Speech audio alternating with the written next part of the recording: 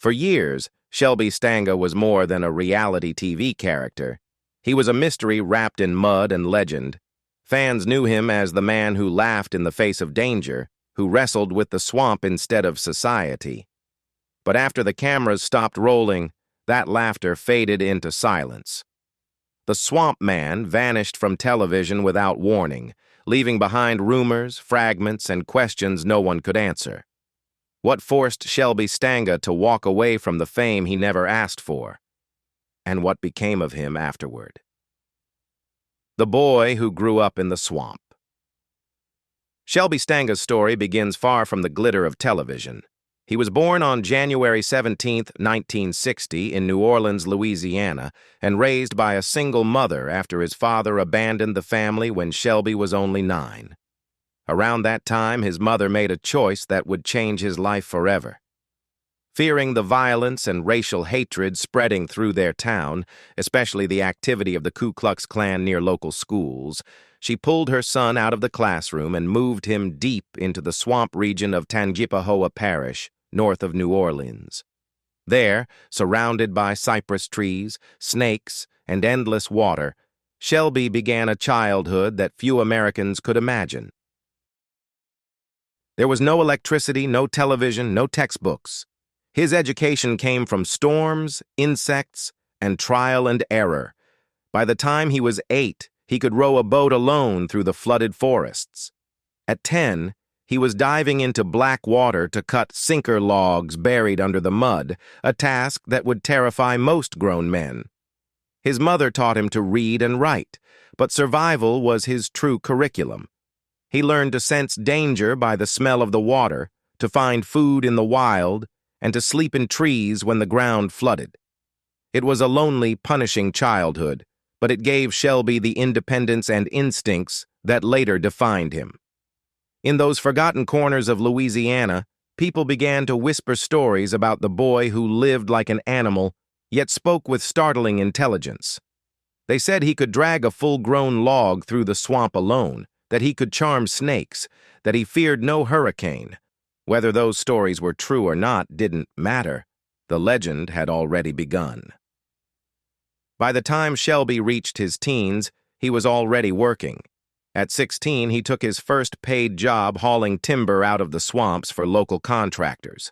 He loved the work, not the pay, not the recognition, but the feeling of being part of something raw and untamed. Every scar, every close call became another lesson written on his skin. While other teenagers dreamed of leaving Louisiana, Shelby only wanted to go deeper into its wild heart. The rise of the Swamp Man. By the time the 2000s began, Shelby Stanga was already a legend in his corner of Louisiana. Locals called him the Man of the Swamp. Part woodsman, part myth.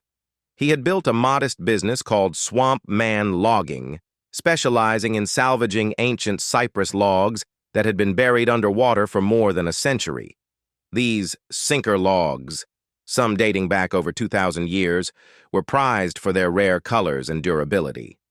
To find them, Shelby relied on instinct rather than technology. He said he could smell the old wood beneath the surface, feel its presence through the current.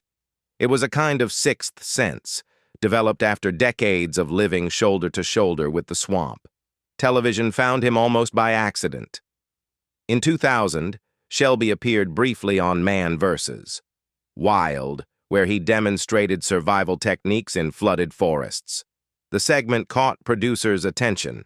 Unlike professional survivalists who performed for the camera, Shelby was the real thing, unscripted, unfiltered, and impossible to control. So, in 2008, when the History Channel launched a new series called Axe Men about loggers working in extreme environments, Shelby was a natural choice. The show premiered to solid ratings, but once Shelby appeared in Season 3, everything changed. Viewers couldn't take their eyes off him. He wasn't just cutting wood. He was wrestling it, laughing through chaos, arguing with his crew, and talking to his chainsaw as if it were an old friend. His thick Louisiana accent and unpredictable humor made him the breakout star. While other loggers relied on machines and safety teams, Shelby dove headfirst into the muck with nothing but a rope, a saw, and his will to survive. Audiences saw something rare in him. Not a performer, but a man untouched by the modern world. He didn't play the hero. He was wild, messy, sometimes reckless, but always honest. That authenticity turned him into a phenomenon. Ratings spiked whenever he was on screen. Fan pages appeared online, quoting his one-liners like scripture. If it moves, shoot it. If it don't, shoot it twice. By 2013, the History Channel gave him his own spin-off, The Legend of Shelby the Swamp Man. For the first time, cameras followed his life outside of logging, building makeshift houses, scavenging abandoned materials, and navigating the swamp with his beloved dog, Willie. The show was raw, funny, and unpredictable. But beneath the laughter, there was something deeper, a glimpse into the soul of a man who had never truly left the wilderness. Shelby was at the height of his fame, but fame, as he would soon learn, comes with a price that no swamp man could ever prepare for: trouble, fame, and the fall. At the peak of his fame, Shelby Stanga seemed unstoppable. His name had become synonymous with the History Channel's wildest reality moments. Fans called him the real-life Tarzan of Louisiana, the man who could laugh in the face of hurricanes and talk to alligators as if they were neighbors. But behind the camera, the fame that once thrilled him began to suffocate him. In 2014, Shelby's name suddenly hit the headlines for a different reason. Not for another daring stunt, but for an arrest. According to police reports in Tangipahoa Parish, Louisiana, Shelby was accused of cutting down a cypress tree that stood on another person's property. The case stemmed from a 2011 incident, but it only reached court years later. The owner pressed charges, claiming the tree was part of protected land. Shelby spent one night in jail and was released the next day, refusing to make any public statement. His fans defended him, saying it was just a misunderstanding. After all, to Shelby, the swamp didn't belong to anyone. It was a living thing, shared by those who respected it. Still, the event marked the beginning of his break from television. Crew members later admitted that Shelby had become harder to work with. He disliked filming schedules, refused scripted dialogue, and often walked off set if he felt controlled. He wasn't trying to be difficult, one producer said. He just didn't understand why the swamp needed a script. What made him authentic also made him unpredictable. And that didn't sit well with network executives. By 2015, the cracks began to show. The death of his loyal dog Willie, who had appeared with him in nearly every episode, devastated him.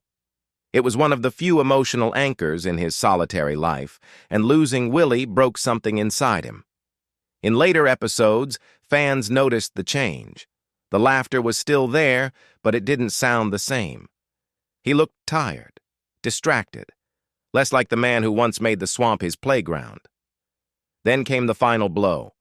Rumors spread that Shelby had been injured during filming, bitten by a snapping turtle, struck by debris, or worse.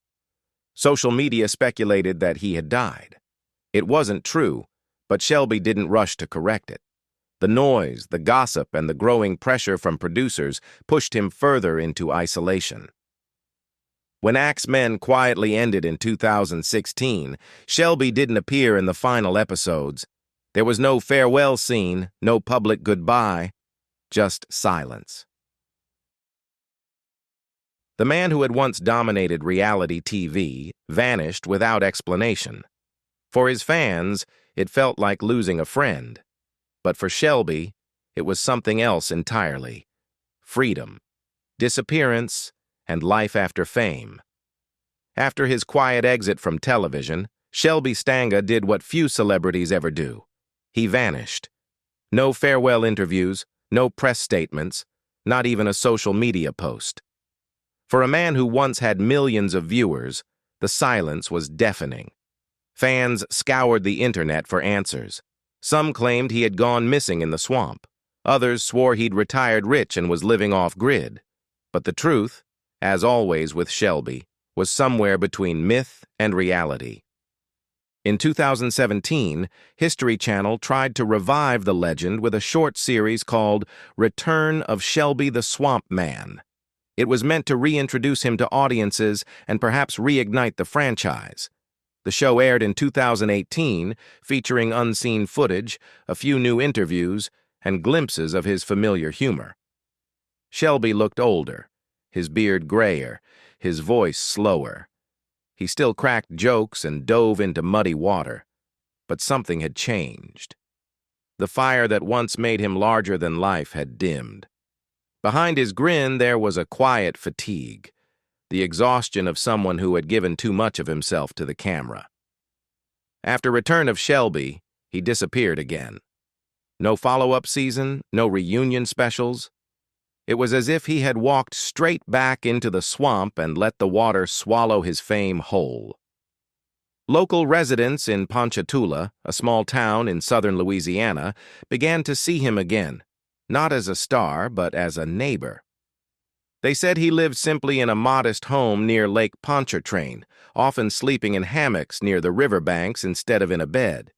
He could be spotted early in the morning paddling a small boat, collecting wood, or chatting with locals who still called him the Swamp Man. By all accounts, Shelby didn't regret walking away. Fame had brought money, yes. Estimates put his net worth somewhere between $400,000 and $2 million. But it had also brought anxiety and attention he never wanted. Friends claimed he struggled with the noise of fame more than the dangers of the swamp. The cameras that once captured his wildness had also trapped him inside a character he never asked to play. When they turned off, he simply went back to being Shelby. Around this time, a small Facebook page called Shelby Stanga Treasures appeared, managed by his family. It showcased handcrafted wooden items, swamp-made jewelry, and rustic furniture. All created from the same ancient cypress logs Shelby had spent a lifetime salvaging. The page wasn't about profit. It was about staying connected to those who still cared. For fans, it was proof that Shelby was alive, still out there, still himself. He no longer gave interviews. When a fan recognized him at a Louisiana gas station in 2022, Shelby reportedly smiled and said, "I'm not missing. I just went back where I belong." That one sentence captured everything about him. A man who had never been lost, only found peace where the rest of the world stopped looking. The private man behind the legend. By the 2020s, the myth of Shelby Stanga had grown larger than the man himself. Online, fans argued over his fate. Was he alive, retired, or living deep in the swamp? The truth, as always, was quieter and simpler. Shelby Stanga was very much alive, just no longer part of the circus that fame had built around him. Now in his mid-60s, he still wakes up before dawn in Ponchatoula, Louisiana, the same town where his story began. The swamp remains his closest companion, and the water, his oldest home. In recent years, locals have seen Shelby less as a TV figure and more as a craftsman and neighbor. Together with his wife, Donna Stanga, he runs a small appointment-only shop called Shelby Stanga Treasures, tucked near the back roads that lead toward Lake Pontchartrain. There he sells handmade tables, picture frames, and sculptures crafted entirely from salvaged swamp materials, cypress wood, moss, bark, and bone. Each piece carries the smell of the bayou, shaped by hands that once pulled million-year-old logs from the mud. Visitors who meet him describe him as kind, funny, and still a little unpredictable, just like on television. He tells stories, gives survival tips, and laughs at rumors about his death, a hoax that circulated online in 2021 until his family debunked it through their official Facebook page. For Shelby, the swamp has always been both sanctuary and teacher. Fame was never his comfort zone. It was a distraction. Friends say he still spends most days collecting driftwood or repairing boats, sometimes disappearing for days at a time into the bayou without telling anyone. When asked why he never returned to television, he once answered, The swamp don't need cameras. Those who know him believe that sentence explains everything. He doesn't crave attention. He craves peace. Despite his retreat, his influence has quietly endured.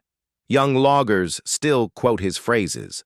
Fans rewatch old episodes of Axemen and the legend of Shelby the Swamp Man, calling him the last true reality star, a man who refused to act, to lie, or to change for the camera.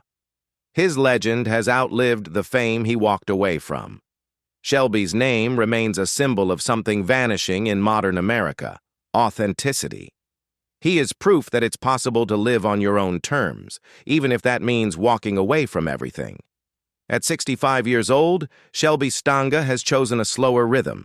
His hair is longer, his beard whiter, but his spirit remains the same, untamed and content. He spends his days surrounded by wood shavings, swamp water, and quiet laughter. To most people, his life might seem lonely. But to Shelby, it's the only life that ever made sense. He once told a friend, "If you take the swamp out of me, there's nothing left." And maybe that's the answer everyone was searching for all along. Shelby Stanga didn't disappear. He simply went home. Shelby Stanga's story isn't about fame, money, or tragedy. It's about a man who found peace by returning to the only world he ever trusted. Some call him strange, others call him free. But what do you think? Did Shelby make the right choice to leave television behind and live in the swamp once more? Let us know in the comments below, and don't forget to like, share, and subscribe for more untold stories just like this one.